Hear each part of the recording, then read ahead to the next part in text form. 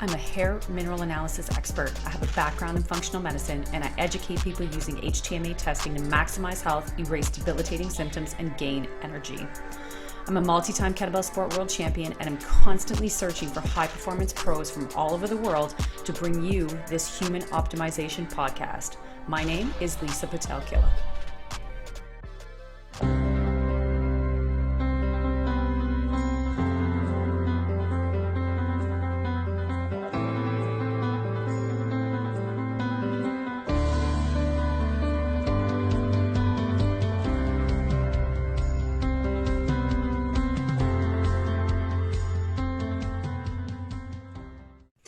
Welcome, everybody, to another episode of the Human Optimization Podcast. We are here today with Rick Fischer to talk all about the hot topic of copper toxicity. So Rick is a leader in bringing mineral-based nutritional education to the public and is at the global forefront of elevating copper toxicity research and awareness at the medical level, while also increasing support for the millions affected worldwide. He's a wellness speaker, author, and a clinical HTMA and mineral balancing practitioner. Through his creation of what has become today the world's #1 support site for copper toxicity, www.coppertoxic.com, his mineral education training course for both public and practitioners alike, www.mineralmastery.com, and his ongoing collaborations and research projects. His mission is to see a world where people are more educated on what constitutes healthy nutrition, where women are given more fully informed consent to birth control, and where our children and future generations have access and are empowered by the knowledge of how mineral imbalances affect both physical and mental health. Welcome, Rick.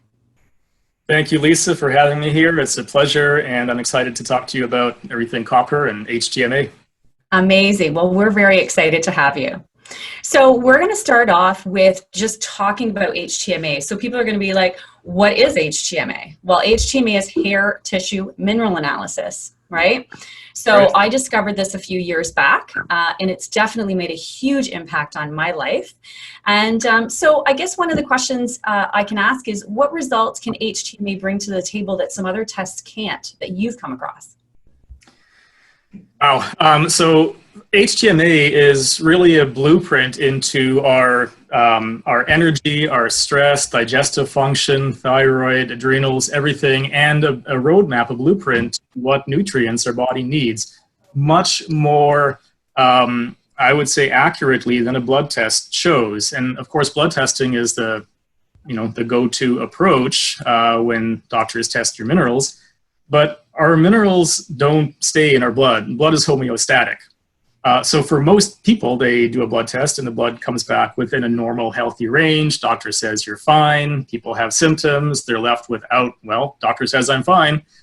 They're not finding the answers to so many of the symptoms that people experience. So I mentioned blood is homeostatic. The blood and homeostatic means, regulating itself to maintain its normal, healthy range. Mm-hmm. So blood maintains that homeostaticity by at the expense of what's happening in the cells and tissues. So while our cells can be losing minerals and be deficient, our blood can still be normal. While calcium can be coming out of the bone and our bones are getting weaker, blood can still be normal. So you eat bananas in the morning, suddenly you have a high blood level. Doctor says, your potassium is high. Well, no, your blood potassium is high momentarily because you had a bag of bananas. But that's irrelevant in terms of understanding what's happening at the cell level. So it really provides a much better window into, of course, cellular nutrition, but in turn, our entire endocrine system, how we're functioning energetically, physiologically, and emotionally. Pretty amazing what can be found through HTMA testing. And I've definitely found many of the same things for myself, as well as for my own clients, and how the test can identify things long before they can ever be seen in a blood test. That's right. Yeah, I mean, the HTMA will pick up imbalances months or years before a blood test will typically show these imbalances. Absolutely. Yeah. And, using it for, I use HTMA with a lot of athletes because, of course, I'm an athlete myself, and I use it on myself. So I think for that purpose as well, even just being able to balance those electrolytes and make sure that the body's getting the minerals that it needs and is deficient in, and detoxifying some of those that are maybe at a toxic level, being able to bring that body back into balance and have optimal health will let the body function better physically for what the demand is for that exercise or discipline. Yeah, and probably very much like yourself, Lisa. I mean, I work with a lot of athletes and nutritionists and people, high level in the health, nutrition, athletic fields. Yeah. These are people who generally believe, we're all doing the right thing. We're eating healthy diets. We know what we're doing. And it's shocking the number of people that don't have the HTMA experience. And I say, well, maybe you should take this. Oh no, I'm fine. I eat healthy. I have no imbalances. Well, as you yourself know, right? Like we all have imbalances, and to think otherwise is just ignorant thinking. But that has been perpetuated by this, reliance on blood, and our blood shows, we're balanced. But that's not what's happening really in our cells and tissues. So when, even as an athlete or nutritionist, you understand those deficiencies and imbalances at the cell and tissue level, then you can really target the exact nutrients that your body needs. Like potassium is a key electrolyte that most people are deficient in terms of, muscles, magnesium, right? Magnesium deficiency goes on for muscle cramping, muscle spasms. You could tear your muscles as well. So making sure that these the micronutrients or micro way of looking at nutrition, this is how you optimize things, by targeting each nutrient. Exactly. So I guess after we've kind of touched on HTMA now, people understand what it is. They understand the difference between the blood and what can be found at a cellular level rather than in the blood. And, after using it on a number of clients, I think one of the questions is, maybe an example of what it sheds the most light on. And I think one of those things for us that we've come across, and you much longer and way before I have ever come across it, was copper toxicity. So, let's tell it, what is it? What's copper toxicity? Okay, let me just backtrack one step, Lisa. So in terms of the common imbalances, yeah. Copper toxicity, absolutely. I mean, it's an epidemic. It's prevalent. 80% roughly of people, especially women, have some level of copper toxicity. But the other things also that we're seeing a lot of with HTMA that otherwise goes unrecognized is epidemic potassium deficiency, epidemic magnesium deficiency, and overcalcification, tissue calcification, together with the copper toxicity. So now to jump back to copper, what is copper toxicity? Well, it's a buildup of unavailable copper in our cells and tissues. So again, so the blood can pick up copper toxicity, and there's a term, I don't use it, but hyperpremia, which basically means high copper in the blood. And that's defined, if you look at Wikipedia or something, they define that as copper toxicity. Well, they're missing 90% of the puzzle here, because most copper toxicity is not in the blood. Like I've already explained, it's in your cells and tissues. So what happens is copper builds up in the body, and we can go into after all the reasons for this. Because copper builds up in the body, initially it's stimulating, but then long-term, chronically, it wears down our adrenal system. And with low adrenal function, then our liver is less able to produce a protein called ceruloplasmin. And this protein, ceruloplasmin, is what binds to copper to make it available. So what happens is we have all of this accumulation of copper happening that is now creating a deficiency of available copper.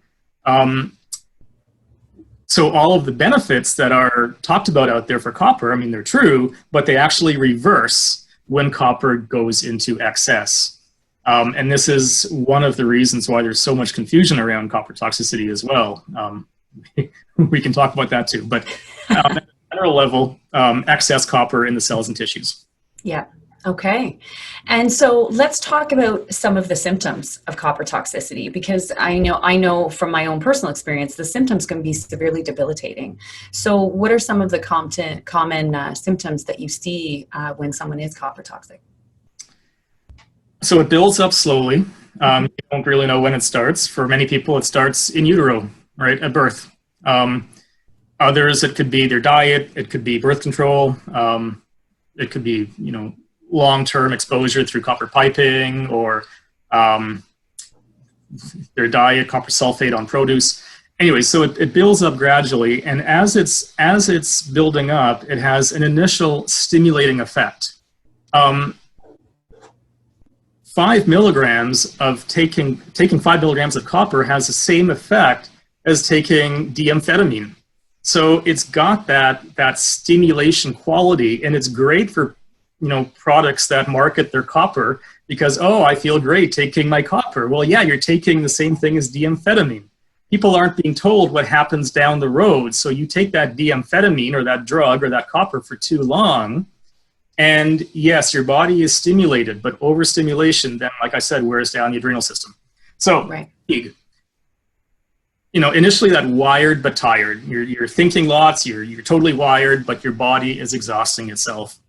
So fatigue is a big one. That's fatigue with brain fog. Those are two, I would say, definitely early warning signs that, maybe there's a copper imbalance or copper accumulation happening. Brain fog is very common. Poor concentration. Depression is a big one. So excess copper and low zinc are both very tightly correlated with depression. And of course, copper and zinc balance each other or antagonize each other. So as one goes up, the other goes down. So an inherent copper toxicity will lead to a zinc deficiency, and a zinc deficiency will lead to copper toxicity. And high copper and low zinc, both separately as well as together, will increase depression. So this is a big thing for women's health, especially like in teenage girls, right? There's so much depression running around these days, and people are being given antidepressants, and no one is talking about, well, what's happening at your mineral level, what's happening with your copper, what's happening with your zinc. It slows metabolism, so, and along with slowing metabolism, the hypothyroid or thyroid hypofunction kicks in, or the effects thereof. The thyroid can still be putting out normally, but the effects at the cell level of thyroxine are that of hypothyroid, and you can have all the symptoms of hypothyroid, like the hair loss, the constipation, fatigue, again, resulting, at least in part, from this buildup of copper. So those would be probably the foundation symptoms. And then it goes on. It really affects the mind. Copper is a key player in our neurotransmitters. Hallucinations, schizophrenia. Schizophrenia is a big one at really high levels. Paranoia, increased anxiety, and very sadly, suicide. Suicide is a major thing. It's in the news all the time. Again, no one is talking about copper. They should be, and this is one of the reasons why I'm so passionate about this, because I hear in the work that I do, cases after cases, mothers contacting me. My daughter has just killed herself. We did a autopsy. She had high copper in her hair. Doctor said she was fine. So stuff is happening all the time, and it's time that we make that connection. And this is one of the reasons why I do this work. Yeah, that's amazing, and so important. And I'm glad that, just to be able to help bring this to light to people so they understand how detrimental mineral balance can be, and how toxicities are there. And HTMA can be one of the only ways to figure that out and to be able to help the individuals. That's right. And I want to say two things to that before I lose my train of thought. So first of all, with a copper IUD, which is a really common way that most women get their copper toxicity, with the copper IUD in place, now there's like a direct source of copper going into the body. So with a copper IUD in place, it's not uncommon for the blood level to show elevated. But once that copper IUD comes out, well, then there's less reason for copper to be circulating. So chances are copper will go back to normal. But that doesn't mean that you don't have excess copper in your system. You sure do. It's just stored in your cells and your tissues. And the other thing that I want to mention when you talk about symptoms is and you know this, Lisa, but in terms of teaching the public, we have to get away from just thinking about copper, because as epidemic an issue as this copper is, copper doesn't function independently. As copper goes up, or as any mineral goes up or down, it's creating a cascade of changes across the mineral system.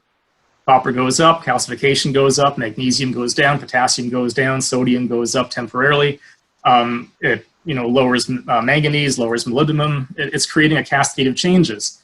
So then we have to think in terms of symptoms. Well, maybe copper doesn't directly cause a blood clot, but what does copper do to calcium magnesium? It's increasing your calcification and lowering magnesium, and that imbalance leads to blood clotting. So, again, this further contributes to why the connection to copper is rarely made, because people are just, okay, well, copper has these symptoms. That's short-sighted. What else is copper doing to the mineral pattern? Exactly. And, it's funny because people, we're always searching for symptoms, right? Where we get on Google, I have this, what is it, right? And I feel like we're doing that more and more nowadays, and trying to figure out what that one thing might be, when again, you're right, it's all based on all of these things and all of these changes, where we could be exposed to many different things that are affecting us in negative ways and affecting that mineral balance. And that's what's actually causing it, is all those different small little things. So, right. Yeah. Okay. So I'm not sure how much you can touch on, because I know you're doing lots of research, and that you just got back from a trip doing research. So can you tell us a little bit about that? Research is my second hobby. I was just in Sweden last week. I was invited there to speak on copper toxicity to some researchers over in Sweden, working with the university over there. And we are now going forward with a study. I don't know how much I can really say, but it's going to be, the goal is to across the allopathic field of medicine or conventional way of thinking, it's all about blood and really ignoring minerals. So the goal of this research project is to really shed light on the importance of HTMA and how HTMA can correlate to blood when properly interpreted, and the connection between excess copper and fatigue. Amazing. That is really amazing. Wow. Okay, and I guess, we talked a little bit about copper IUD and how that kind of affects women, obviously, and that affects hormones too. And I think that's another part that fits into the mix of all of this is, how does that affect the hormones in women when they have that excess copper exposure and toxicity? The hormone connection is really key to understand, and we are moving more and more into, people have heard the term estrogen dominance, and we're moving into this estrogen dominant kind of world where our baseline estrogen is going up bit by bit. So in the individual, women between 35 and 50, their estrogen drops about 35%, but progesterone is dropping double. So yes, estrogen drops, but progesterone has dropped even more, which creates an inherent estrogen dominant effect. Then we add in all the xenoestrogens. Xenoestrogens are things like our plastic bottles or drinking. This is ceramic, but I think it came from a plastic bottle. But so your plastic bottles. We'll let that one go. Yeah, you didn't hear that. Cut that part out. Skincare products. If you see parabens, and parabens are everywhere. They're in the sunscreens, makeup products, skincare products. Like those are xenoestrogens. So this is contributing to further increasing estrogen. The phytoestrogens in food like soy. Okay, where am I? So more and more people. There's lots to talk about. Yeah, and then we've got on the other side of the scale is progesterone. So what helps create progesterone? Well, women's ovaries and zinc. So the ovaries need zinc to produce adequate progesterone. Well, excess copper lowers zinc. And even aside from the whole copper thing, and we have to shift our mindset from thinking, well, I eat healthy, I get enough zinc. No, almost everybody is zinc deficient. There are a million reasons why people don't have enough zinc, regardless of how much you eat. So especially for vegetarians and vegans, they need to really be conscious of perhaps supplementing a little bit of zinc, because even though in a dietary sense they're getting enough zinc per milligram, like on a milligram basis, the problem is absorption. So if all the zinc in the world is not being absorbed, you're going to have a deficiency, and that further allows copper to go up. So the zinc deficiency and stress lowers zinc. We lose zinc just in very active breathing alone. So the zinc goes down, that allows copper to go up further, and it also impairs our progesterone production. So there's this estrogen progesterone imbalance. Then you add in the birth control pill, that further increases estrogen. And all of these things, anything that raises estrogen increases copper retention. And to summarize this topic up, why is that? Well, because excess estrogen blocks gallbladder production, like bile production. Mm-hmm. Bile is the primary way that copper is excreted from the body.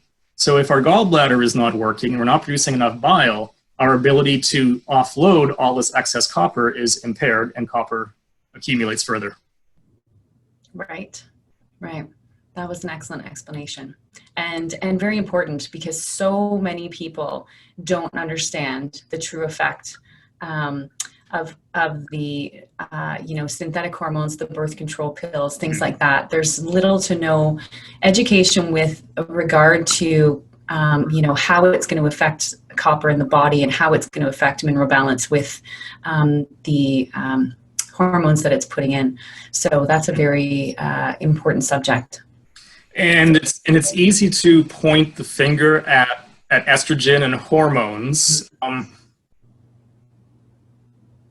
We talk about PMS. Oh, she's having PMS. It's a hormone thing. Well, to an extent, but what effect are those hormones having on the mineral system? Because those minerals are then what go on to affect the mood, the moodiness, the crying, the weepiness, the irritability, the anger, all of that. So yes, estrogen, progesterone certainly play a role, but we have to look a little further and understand that really the effects are being caused by the mineral imbalances that are created. So when a woman goes on the pill and she has the psychological symptoms, and she goes to her doctor and says, I don't feel good on the pill, what's she given? The non-hormonal copper IUD. Right. Which is just as bad, because now you're putting copper directly into your body. And, on coppertoxic.com, there's a couple of pages. One is on estrogen and the IUD, but the cases and stories page of coppertoxic.com, on that page, there's more than 100 cases, stories of women who've gone on the copper IUD and have had all of these extreme psychological effects. Right. Copper does affect our psychology. Absolutely, yes. And and I've experienced that myself, definitely. The racing thoughts, the insomnia, when I was, that was a big one. It was like there was so much going on, I couldn't shut it off. Even though I was tired, it just wouldn't let me sleep. So that's definitely, it was a big one for me, that and fatigue. So it was, and estrogen dominant, right? Pretty much my whole life. So, and that was kind of the side effects of everything too. So. And how do you think you got your copper load?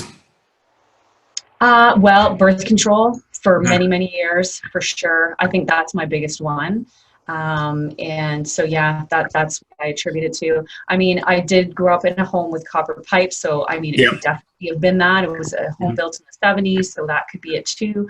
And, you know, again, I've written an article, and you talked about it earlier, the xenoestrogens, right? Like, we're a disposable society. It seems like now everything's built plastic, and everything is, you know, we're back in the 80s and 90s, we're microwaving plastic. Like, and I think about that and I'm like, oh my gosh, what was I doing to myself, right? Because we didn't know. It was just like, well, it's safe, it's Tupperware, it's this or it's that or whatever. And, you know, we throw it in the microwave, and then all of a sudden, you know, 10 years later, we find out that it causes cancer, and we're just like, what? So I think it's that type of thing where, you know, you're doing things that, again, you think are healthy or you think are okay, and then later on you figure out they're not, and you have the consequences of that. Yeah, and this is stuff that every woman, every person should be taught, you know, what effect is the pill, is the copper IUD having on your body. Proper informed consent. Women are not being given this right now, and this is one of the things that I'm fighting for. And just to the field of nutrition as well. The field of nutrition is very short-sighted in terms of this, to a large extent, is not adequately covered.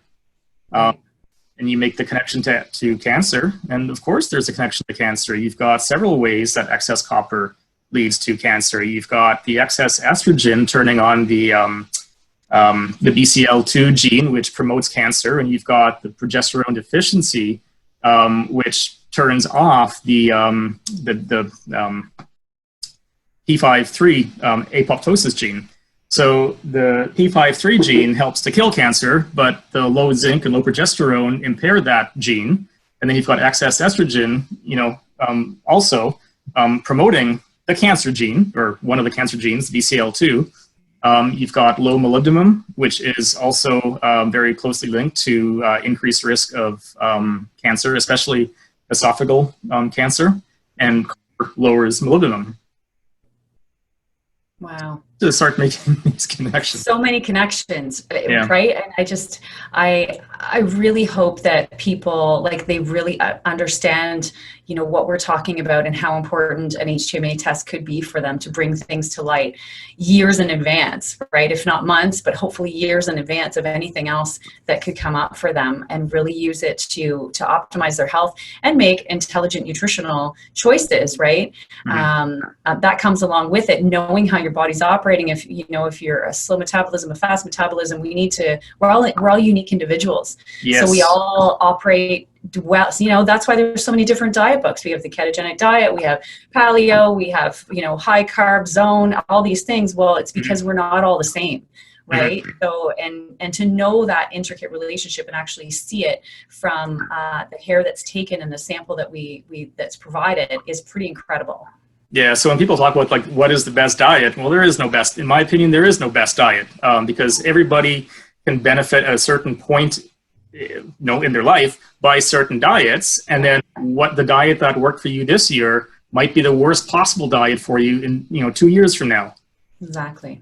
But how do you know that? You know that by looking at your HTMA. You know, what's your mineral pattern? Are you a slow metabolizer, fast metabolizer? What nutrients do you need? And then you tweak your diet accordingly. Yeah, absolutely. And yeah, I can't, for me especially, that was a very, and some people surprise you. You know, I have people, I come in and they're like, oh, I can't digest this and I feel so slow, and they're actually a fast metabolizer. I'm like, it's because you're on the wrong diet. That's why, right? So, you know, we're not eating the right combination of macronutrients. So when that changes, they actually feel better, obviously. So that's usually a bit of an eye-opening experience for many people, which is a welcomed change. Yeah. I think one of the, a little off topic here, but one of the things that I see so often is low HCl, hydrochloric acid. Yes. On the HTMA, we're looking at the low sodium, low potassium, and low zinc, all of which are needed for HCl production and secretion, which is common in the slow metabolic type pattern. So this also is a bit of an epidemic, right? The low HCl production. And without low HCl, then your enzymes aren't functioning. You're not digesting or absorbing your nutrients adequately. So without that HCl support, again, you're trying to eat healthy, but it doesn't matter how many of the good nutrients you're taking in, because if not being absorbed, you've got a problem. So again, go back and maybe work on the HCl a little bit. Yeah. And this is information that the HTMA can give us. I think, way better than a blood test can give us. Absolutely. And you're right. And, I feel like, even for myself, I've always had low stomach acid, but you know what? I think that I've always been high stress, right? Even in my teenage years, I was always very high stress, on the go, type A, so I think I had all of those things, a myriad of those things. And had I known it, 20 or 25 years ago, I could have dealt with it then and made some better choices. So, educating young people to understand what this is all about and the way that they can use it to help themselves throughout their entire life, I think is so important. For sure. Yeah, knowing what I know now, having studied this information now for many years, yeah, it should be, like I said, foundational education given to everybody.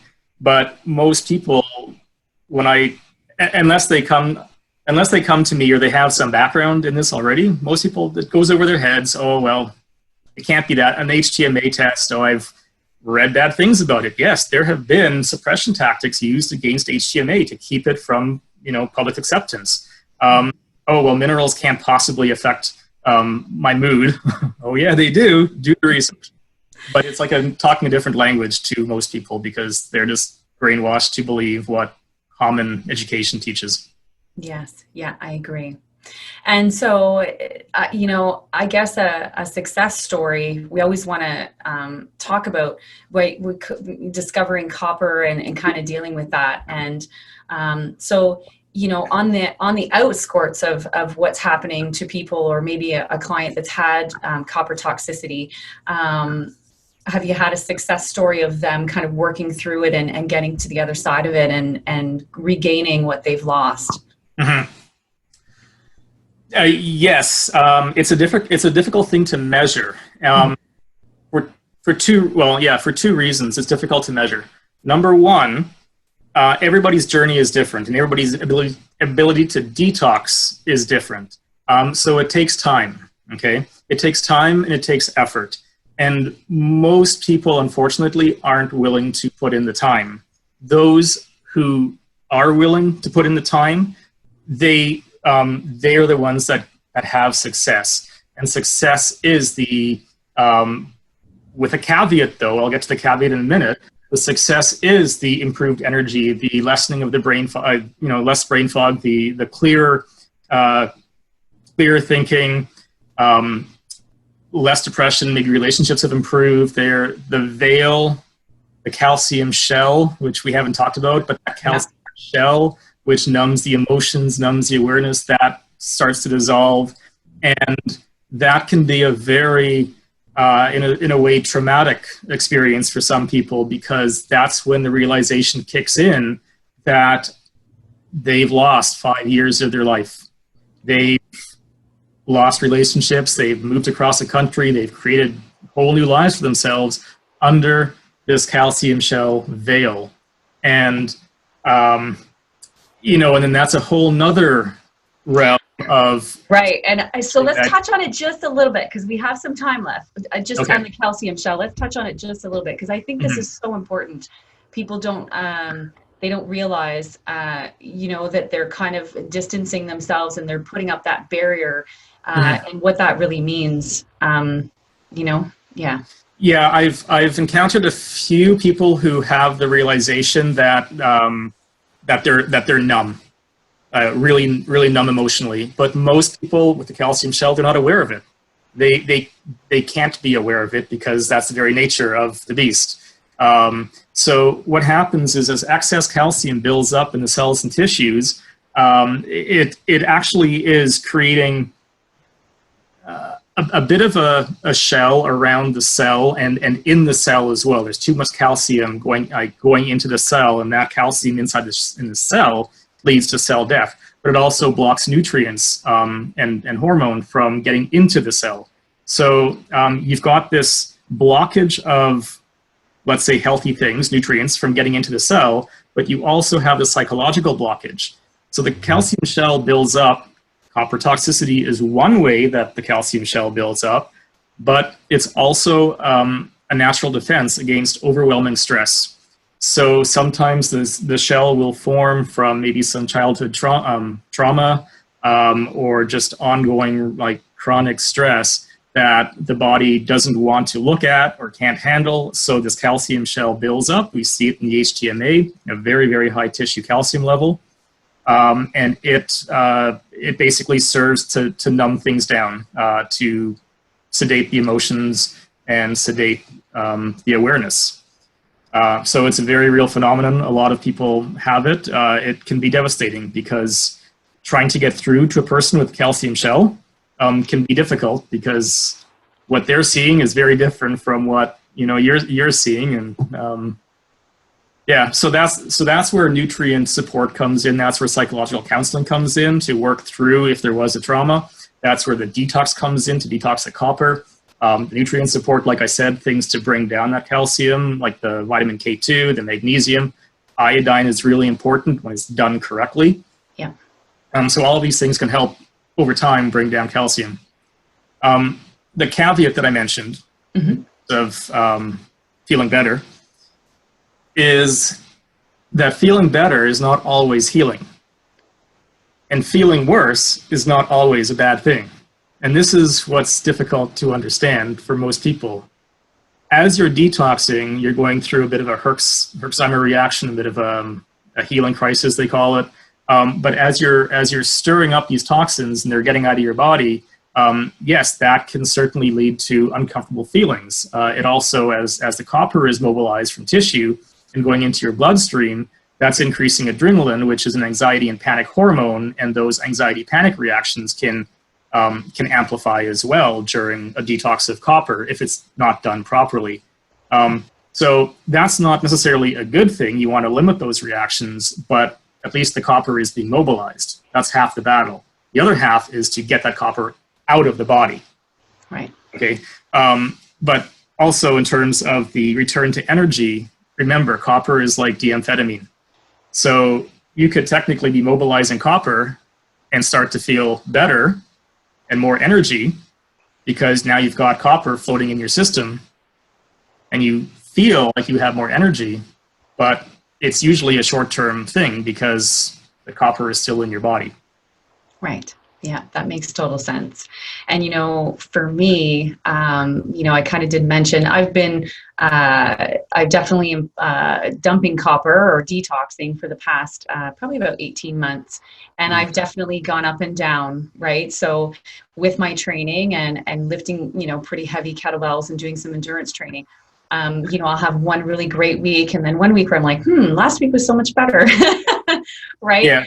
You just kind of go with it, and I probably pushed it a little bit too hard, but I did take my weeks off, and when I wasn't feeling great, I definitely rested and just did some meditation instead of training, because that's necessary, right? But you do have to kind of take the good with the bad and just accept what comes and be patient. And I think that's one of the hardest things for people. Yeah, in terms of copper detox, it is a roller coaster. You do go through multiple ups and downs. You feel great. You think you're in the clear. And then the next week, you're down in the dumps. And that can happen, a dozen times more. It can happen for 2-3 years. So just understanding that that's the nature of the copper detox. And doing things like you said, the meditation, the calming activities, when that happens, go into the calming routine, because the more you push yourself with hardcore exercise in those moments, the more you're actually stirring things up. Exactly. And I think in the long run, that can obviously be a lot more damaging and delay the effects of kind of getting to that, see the light at the end of the tunnel too. So so we have to give ourselves a break once in a while, I think. Very, very wise advice. Yes. Yeah. I have to take it more often for myself, I think. But, well, that was great, Rick. Anything else to add? Anything you think we missed? Anything you just want to get out there? So why are people not more familiar with copper toxicity? Why has nobody heard of this? Yes. Well, for me, I think that a lot of people are just, again, we talked about that mainstream thinking of medical. We're very reactive rather than being more proactive with our health. Some of us are, but I feel like there's a large mass of population that's not. And, you know, I'm hoping over the course of the next decade, at least in my lifetime, that I'll be able to see all of that wave change. But what do you think? There's a number of reasons why copper toxicity in particular, and sorry, I don't really mean to harp on copper because... No, not at all. That's what we're talking about today. All right, okay. So number one, the over-reliance on blood testing as the standard and the be-all and end-all, because for the most part, the copper is not going to show, the blood is not going to show the copper that is tightly stored. And that is the issue for most people. Number two, suppression of HTMA. There have been media campaigns over the years, not so much recently, but back in the 80s and early 2000s that purposely tried to suppress HTMA. And that's where you see all this stuff, oh, HTMA is not important, it's dangerous. It's a bunch of nonsense. Well, and to touch on that point, I don't want to get off topic, but wasn't one of them, they actually used the end of the hair and sent in a bunch of different samples? It's supposed to be from the scalp, and then the other one was sent in like dog hair or something? They sure did, yep. Yeah, this is what they used to try to paint HTMA in a bad light. Yeah. And then there's a lot of, the internet can be a source of great information as well as just total nonsense. So there's a lot of articles on the internet that talk about copper deficiency, and it's all about copper deficiency. This is the problem today, copper deficiency.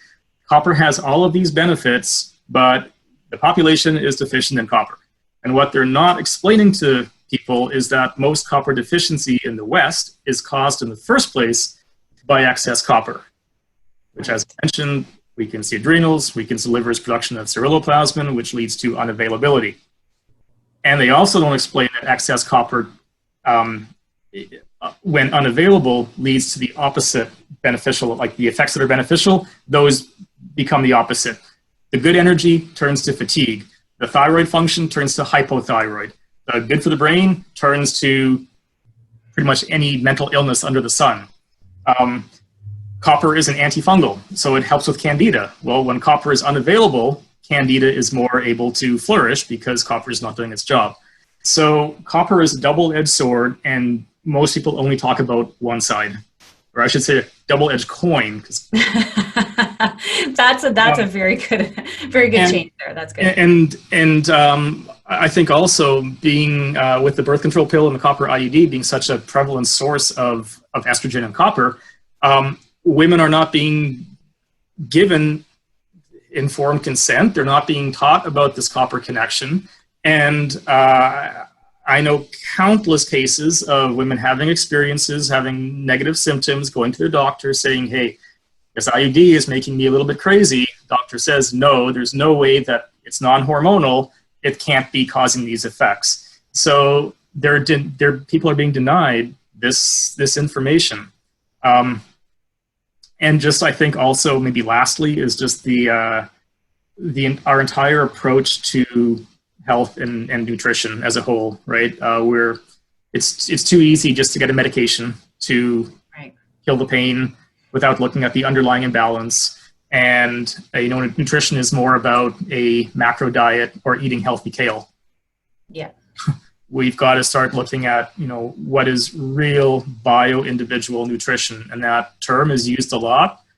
Well, what does it mean if you're not looking at, an HTMA and a person's cell and tissue levels? Yeah, I agree. And again, as we say, we're all unique individuals and we all have our own blueprint. And I know that HTMA definitely brings that to light, because without this particular test, even with all the other diagnostic tests that I had run on myself, I know I would have never gotten to the actual root of the problem of what I was facing. So I'm super thankful for that. Yeah, and an HTMA is not a panacea. It's not a perfect test by any means, but it can certainly be a very beneficial adjunct to other testing as well. So yeah, run the other diagnostic tests, do the blood lab, but at least also do the HTMA so you can kind of create a better picture for yourself. Yeah, I agree 100%. Well, that is wonderful. Wow. So much information and so many things people learned today. And I really hope that that they will reach out and do a little bit more digging and possibly run an HTMA and see where their body's at so that they can feel better and or be optimal, because that's what we all want to be. So thanks for joining us today, Rick. I really appreciate it. You're welcome, Lisa. I'm going to throw one more thing in. So both you and I, we both offer HTMA. Please go have Lisa do your HTMA. She's we can both do it. Kettlebell world champion. She's an HTMA world champion. In terms of if you want to learn more about like the actual minerals and copper toxicity, of course, coppertoxic.com has the information on copper. Absolutely. I teach the course on all of these minerals called Mineral Mastery on mineralmastery.com. And I'll have that link in the actual podcast bio. So we'll have both of those websites on here. Okay, awesome. And just for everybody in Lisa's world watching this right now, or whenever you guys end up watching this, if you use promo code Killah. Awesome. Spell it. Killah. That's the one. You enter that promo code, it'll save you $200 off the Mineral Mastery course. And that that's education that everybody can benefit with. It is awesome. I've done the course, Rick. It was amazing. It was well put together. I learned so much. And yeah, whether you're a practitioner, whether you just want to learn about the minerals, you just want to learn about health and how it all relates to that, I would definitely go to mineralmastery.com and sign up for that course. It's absolutely 100% worth it. Awesome. Excellent. Great, Lisa, my real pleasure. Well, thanks for joining us today, Rick. And thanks for everyone for watching this episode of the Human Optimization Podcast, and we'll see you next time.